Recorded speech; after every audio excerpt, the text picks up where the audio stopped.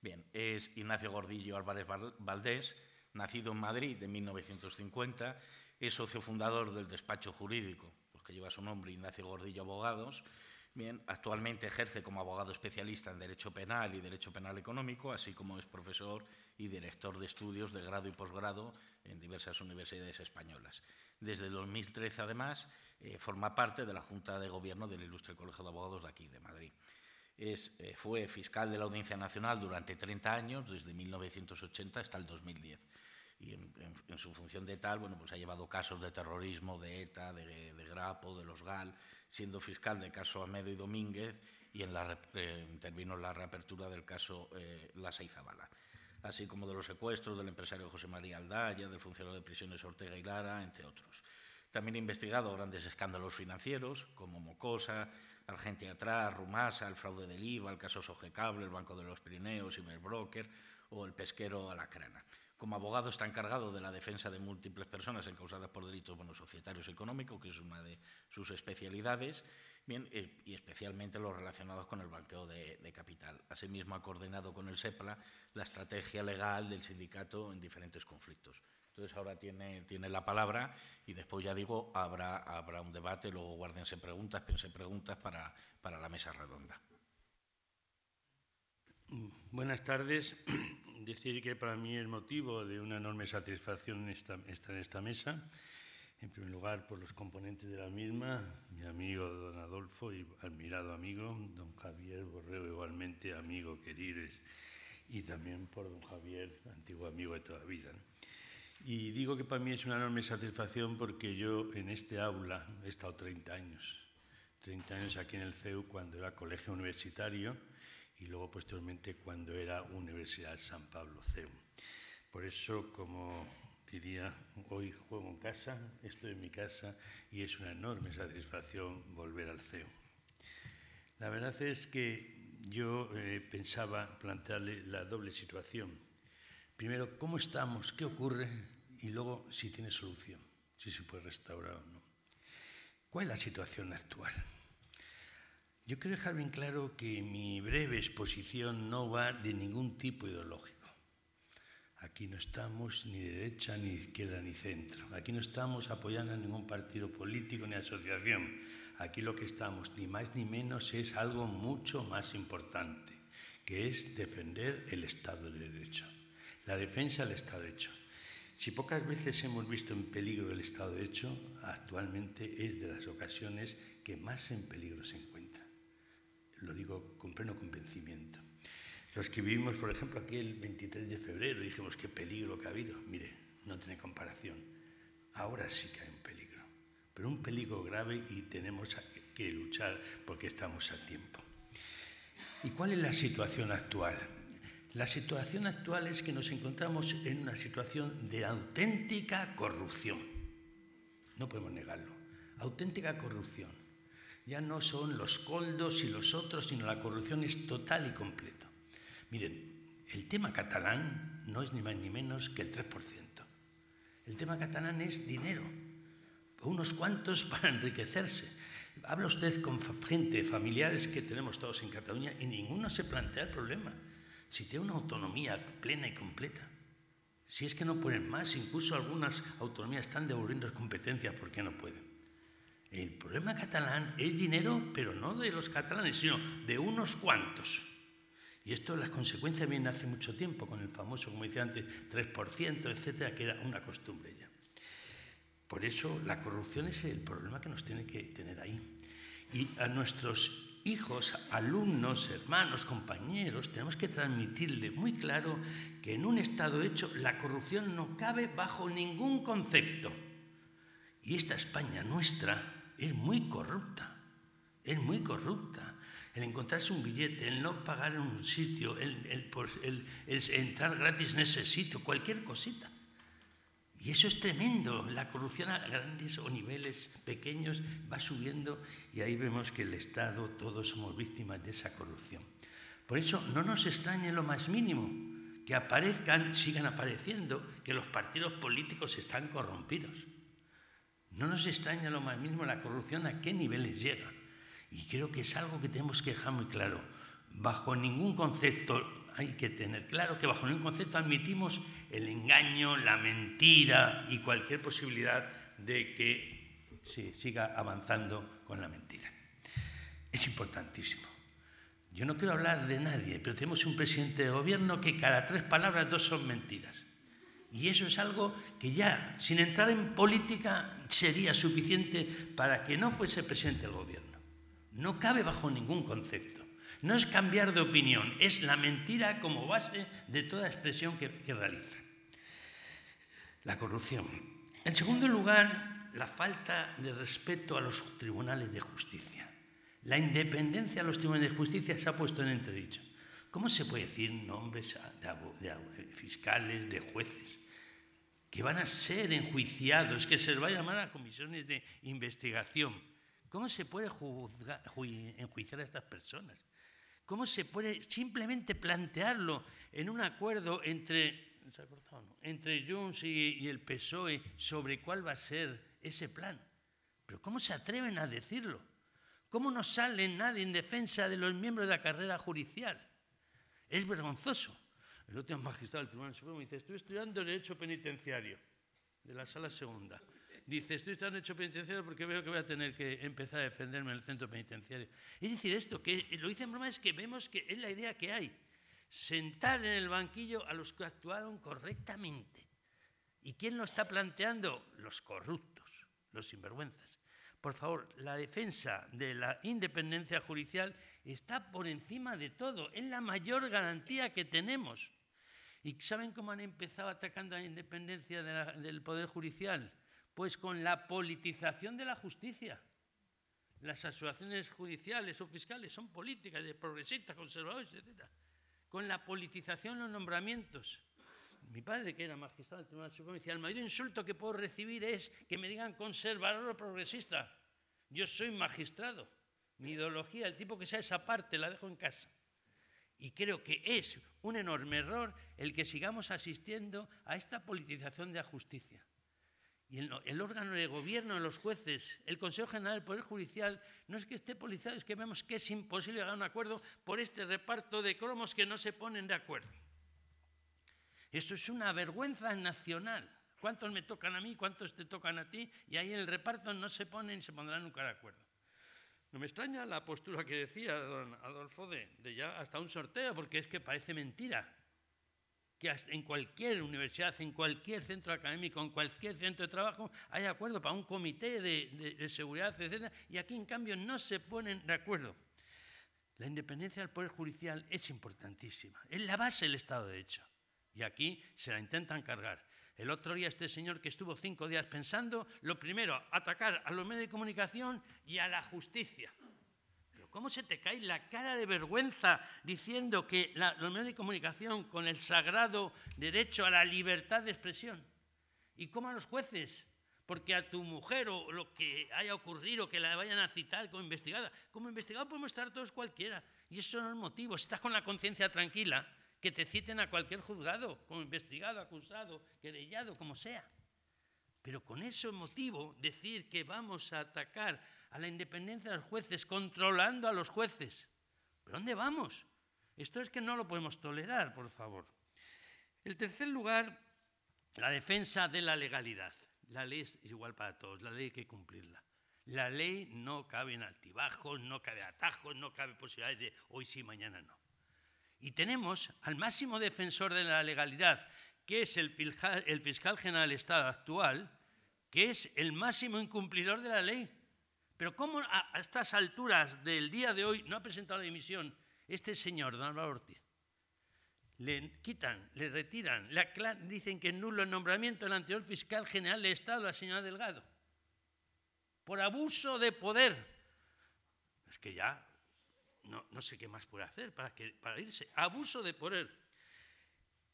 Señalan días después que no informa de la ley de la amnistía porque pierde su independencia. Pero si estás demostrando que eres dependiente del gobierno, ¿cómo vas a perder esa independencia? Y no informa ni en contra ni a favor de la ley de amnistía, un tema jurídico para él.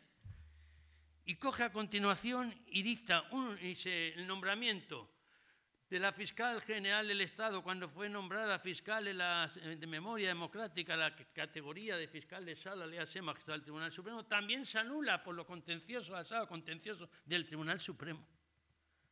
¿Y por qué? Porque no permitió que el Consejo Fiscal viese si había o no incompatibilidad con su pareja, el señor Garzón. Pero ¿cómo se puede ser tan necio que permita que no se llegue a informar a un Consejo Fiscal de fiscales para ver si hay o no incompatibilidad? La duda ofende, pero indudablemente dicen, cuando no lo permite, será por algo. El nombramiento nulo por la Sala Tercera de lo contencioso administrativo del Tribunal Supremo. Y así podemos seguir viendo que el fiscal general del Estado tenía que ser un ejemplo, presentando denuncias, y todo lo contrario. Se opone a la querella del novio de la presidenta de la Comunidad de Madrid por revelación y descubrimiento de secretos. Y la Fiscalía es la única que ha opinado en contra de admisión de la querella del novio de la señora Ayuso. Gracias que está el Colegio de Abogados de Madrid, que se ha personado, lo ha denunciado. Gracias que está varias asociaciones, etcétera. Y ahí sí. Pero si no, ¿dónde está la Fiscalía, que tenía que ser la defensora de legalidad? Llámese como que quien llame, el nombre que tenga esa persona investigada, acusada, denunciada. Es una vergüenza, es una auténtica vergüenza. Y es no el sistema, es esa persona que está actuando de esa forma. Yo tengo 2 hijas fiscales y no conozco a ningún fiscal en ejercicio, tenga la categoría o la asociación o la energía que tenga, que permita o que diga que esta actuación es correcta. Todas las asociaciones de fiscales han pedido la dimisión del señor Ortiz. Y sin embargo no se va, y lo peor, no le cesan ni le quitan, porque sería la gran solución para este país. Defensa de la legalidad. También la credibilidad del sistema. Pero está el sistema. ¿Quién cree en la justicia española? ¿Quién cree en la economía española? ¿Quién cree en el sistema español?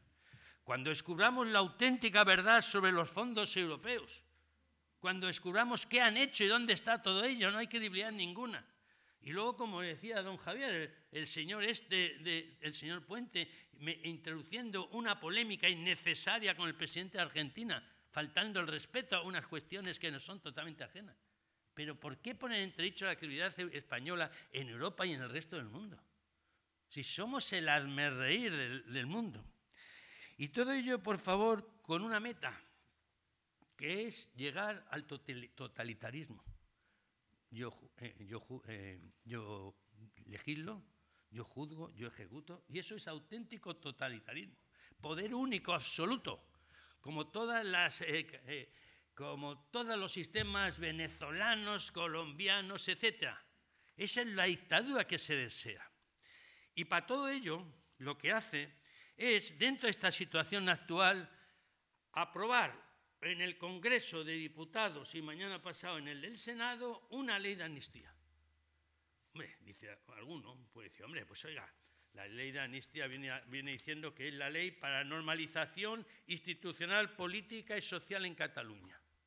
¿Pero qué normalización? Lo que han creado la crisis, la falta de actuación de la policía, los jueces, los funcionarios, son ellos. La normalización en Cataluña, ¿pero qué normalización? Y nos intentan establecer una ley de amnistía realmente que es un hazmerreír, que es de una vergüenza total. Ni sabemos qué delitos son los que son o no amnistiables. Y ahí el Tribunal Supremo, que como luego veremos es nuestra gran defensa, hace muy pocas fechas, el 29 de febrero del 2024, bajo la ponencia del señor Marchena, presidente, nos dice que el señor Puigdemont, en este tema, el tsunami democrático, ha cometido delito de terrorismo. Para zanjar la cuestión. Y nos dice que no solo delito de terrorismo, sino también secuestro de personas, los incidentes en el aeropuerto del Prat, donde hubo muchas personas privadas de libertad. Ha cometido también delitos tan importantes como son lesiones a los funcionarios de los cuerpos y seguridad del Estado español. Es decir, ha cometido una serie de conductas que para cualquier otro ciudadano son encajables en el Código Penal. Y el Tribunal Supremo dice, hay que enjuiciar al señor Puigdemont. Y esto no es política, esto es el funcionamiento del sistema democrático. Pero no sabemos ni qué delitos son los que son objeto de amnistía, porque los quitan, los ponen como un juego. No sabemos ya si el terrorismo entra o no entra, hasta qué fecha. No sabemos qué asociaciones, no sabemos qué grupos políticos y qué es terrorismo. Ya, yo que trabajé en terrorismo 30 años, ahora ya. El Tribunal Supremo nos va a decir, subvertir el orden constitucional establecido. Y esta ley de amnistía nos dice, tiene un vigor temporal. ¿Sabe el vigor temporal de cuál es? Es desde el 1 de noviembre del 2011 al 13 de marzo del 2023. Es decir, en total más de 12 años a esas conductas durante esos años. No estudiamos en la universidad que una ley tenía que ser general, que no cabría leyes especiales, que tenía que afectar a todos, o unas personas en concreta, por unos hechos concretos en unas fechas concretas. Y esa ley es la que se intenta aprobar. Cuando todos los órganos que conocemos, menos la Fiscalía General del Estado, han dicho, todas las instituciones, perdón, que es inconstitucional. Lo último, los abogados, los letrados del Senado, pero están las universidades, están los colegios profesionales, los colegios de abogados, las asociaciones de jueces. Todo el mundo ha dicho que esa amnistía no es un tema jurídico, no es algo polémico. Todos han dicho que es amnistía. Y se empeñan en aprobar una ley que es inconstitucional. Y no solo es inconstitucional, sino que es una ley en fraude de ley. El artículo 6 del Código Civil. Es una ley que intenta evitar el cumplimiento de otra ley aplicando un fraude de ley. Pero si el tema de la amnistía interesa por los 7 votos famosos, si no interesa por otra cosa. Y eso es una ley general que va a suponer la amnistía de estas 1.113 personas, como dicen. Esto sí que es preocupante. ¿Cómo van a salir de la cárcel gente de casi que va a ser amnistía de los otros porque no fueron en favor de la independencia de Cataluña? Sigan en la cárcel. ¿Y esto no va a ser el antecedente de que los presos vascos vayan en la misma línea? Indudablemente tienen el mismo motivo. Es decir, que nos encontramos con una ley realmente inconstitucional, con una ley preocupante 100%, con una ley que ataca a los principios de seguridad jurídica, a igualdad, a una serie de bases del ordenamiento jurídico. Y lo sabe todo el mundo, lo sabe el gobierno, pero solo es para mantenerse en estos 4 años a base de prórrogas y mantener la situación estos 4 años. Y alguno diría, ¿y qué podemos hacer? ¿Qué podemos hacer los ciudadanos? Pues podemos hacer mucho. En primer lugar, creer en el Estado de Derecho. El Estado de Derecho funciona y va a seguir funcionando.